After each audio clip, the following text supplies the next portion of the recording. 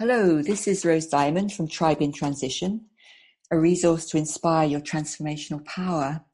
And today I'm very happy to have with me Vickie Maris, who is just about to publish a book called Job Loss and the Cutback Blues.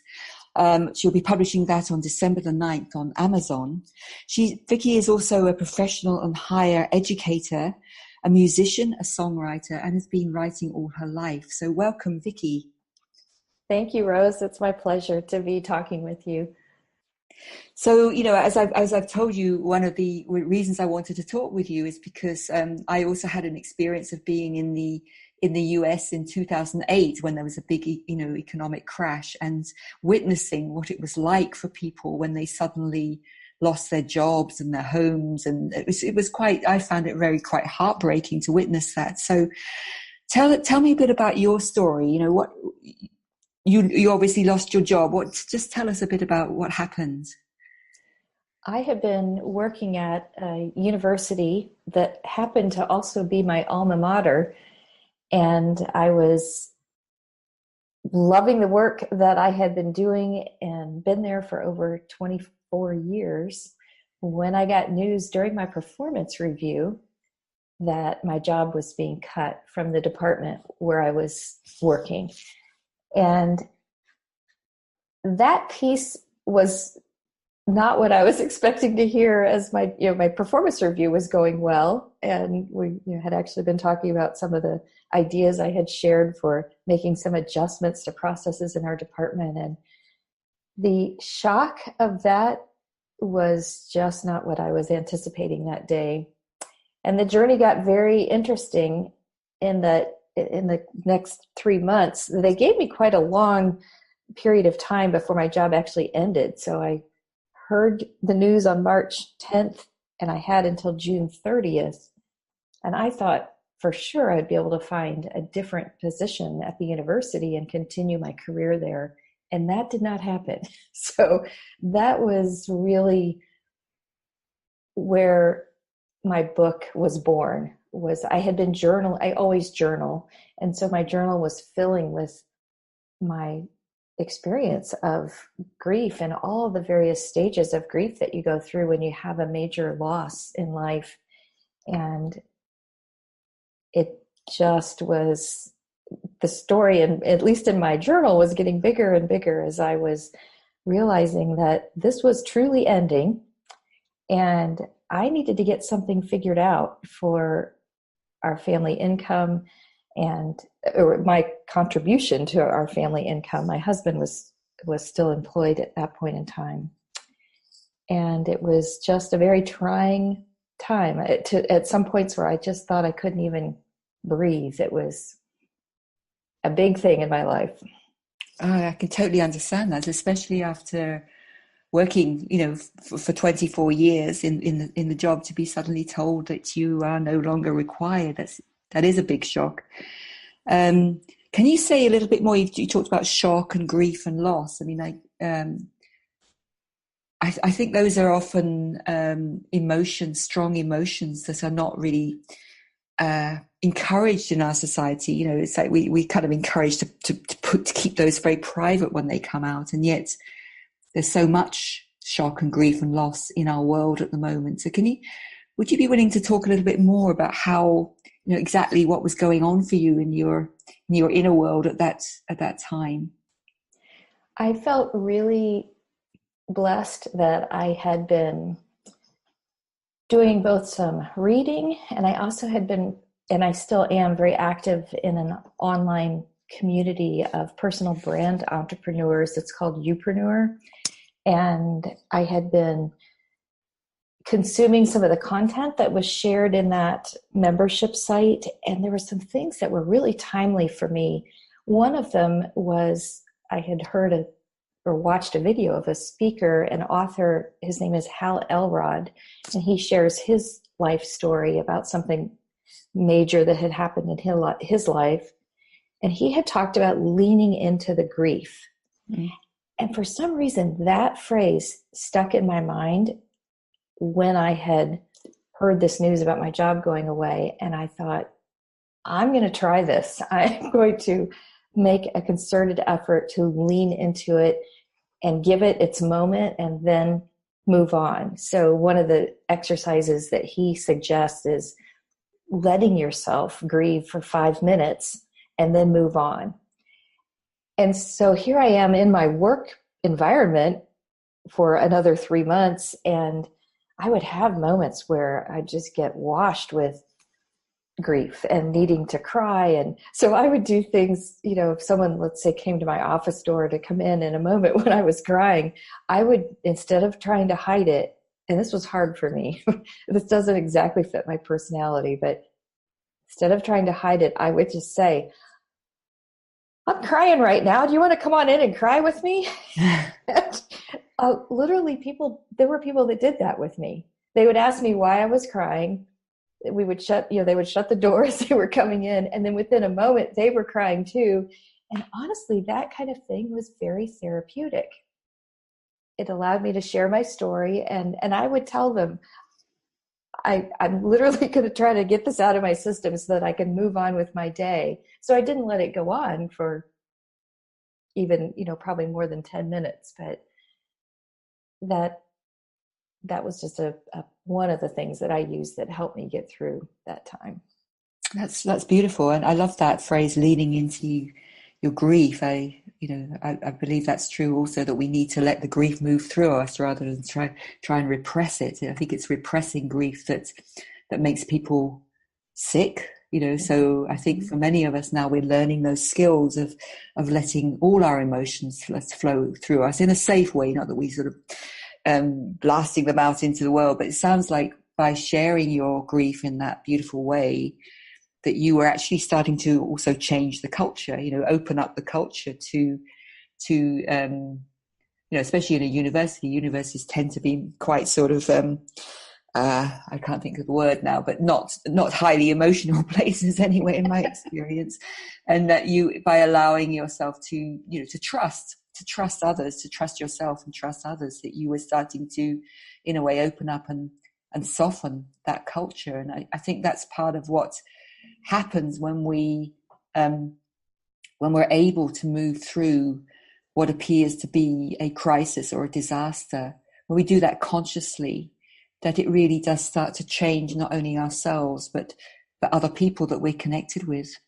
Mm-hmm.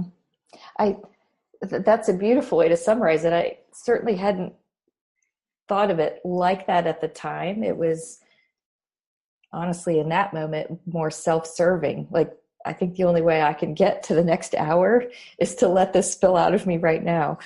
And I am blessed that I was working among people that were, and still are, friends of mine, and were willing to be a part of that process with me.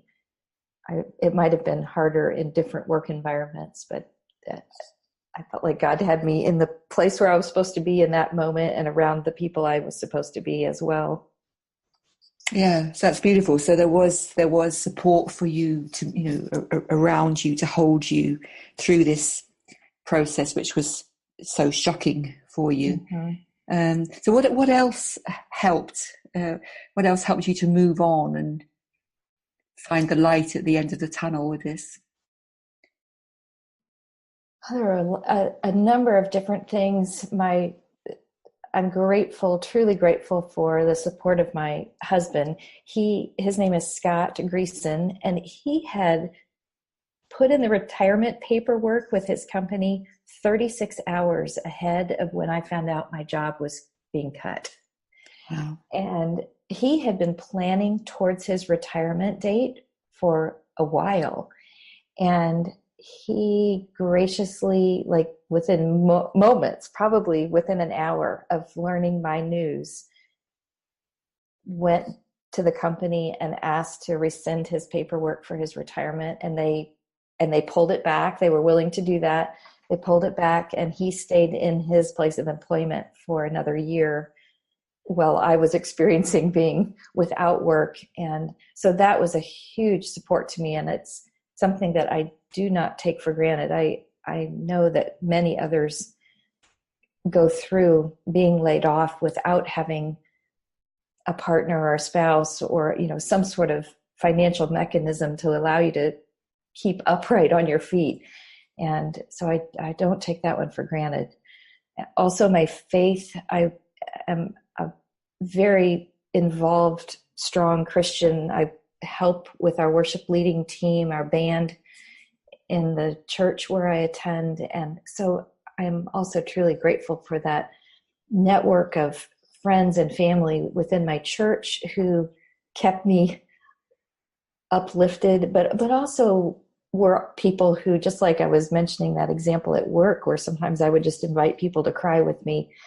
My friends at my church were a safe place that I could lean into my grief, and they would pray with me and cry with me. Or I honestly wasn't as likely to cry at church as I was we would just, rip into some worship music and play the heck out of it as we were leading our congregation in worship. And that was very therapeutic for me. So those are some of the things that were really important to me during that time and still are today. So it sounds like you really had a strong container of support and love and holding that, in which I kind of see when we go through one of these times that it's like a transformational process, and, that container of support is sort of holding you through it. Did you feel like, when you started to come out the other end, that you had changed in any way? Did you feel that it actually was a process that strengthened you in any way, or that changed you or moved you forward? Yes, most definitely. I think like any major event that you have in your life, this is not my area of expertise, so you're just getting Vickie's personal experience through the journey, but it feels to me like you have a choice to fall apart or to find the joy and a grateful heart in it, and to learn what you can from the experience and take what you learn and create the new you that you're going to become. And that was not an easy process for me. And I sometimes would have days or weeks where I felt like, I got a baby step forward in becoming that new you. And then I would take several steps backward when some grief would wash over me or something would happen that I wasn't expecting that just hurt. But what has come out of it is I've learned I've slowed down a little bit. I'm more deliberate in my work for my employer. I'm using some of the things I learned about grief. For instance, lean into it, let it happen. I'm doing that more also with my projects at work. So I contain them, like, okay, I'm going to lean into this thing and get this done and contain it in this space of time or this place, and then move on to the next project. So I am not allowing myself to be as distracted as I used to be. And I believe that's come from all of this. I am, I don't know how to best describe this, but just really trying to be more grateful for each day and each activity and each person that I'm in front of, or, like you experiencing this wonderful time across the Atlantic, with our connection in cyberspace. That to me is awesome. And I literally say words like that out loud so that my brain can hear my voice saying it. So I'll say that a few times today, like maybe when I'm driving into work. What an incredible experience that was, speaking with Rose. Boy, I love Zoom. Thank you, people who created Zoom. And I know that sounds really silly, but being deliberate about saying things about my gratefulness out loud has been transformational for me. Yeah, it's beautiful. Yeah, thanks, Vickie. That really feeds into what I'm writing about as well. As you know, I'm soon going to be publishing a book called whole mind, whole world. And, to me, that is whole mind. It's that sense of state of wholeness when we're just simply present. We're just present with our experience and everything, whatever is arising. We're not trying to control it. We're not trying to resist what's happening. We always have a choice how we respond. And so you're saying the choice that you've made is to be grateful, for little things. It's really beautiful. It's, what I'm hearing you saying is it's really, this experience has brought you more into a state of presence where you're just here. You're not pushing. You're allowing, you talk about allowing the creative energy to move through you at its own time, rather than trying to push it to go faster or to, so it's just really about being with experience and cooperating and co-creating with that energy that's coming through. And then, as you say, being grateful for all the little things. I think, so for me, that's what I've come to learn about the transformational process. It's not about,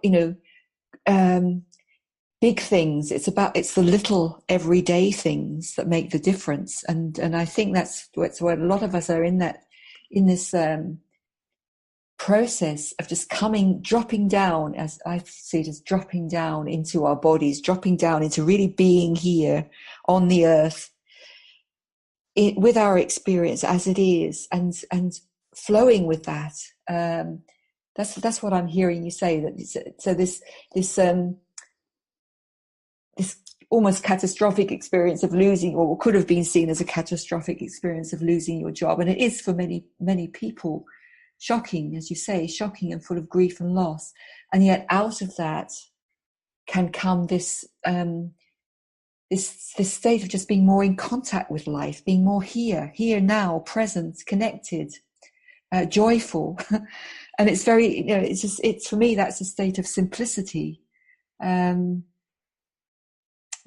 think that's how I see it anyway. Yeah, beautifully summarized. Yes. Yeah. So, and I think that's what I don't know. That's what I'm trying to convey through my writing. But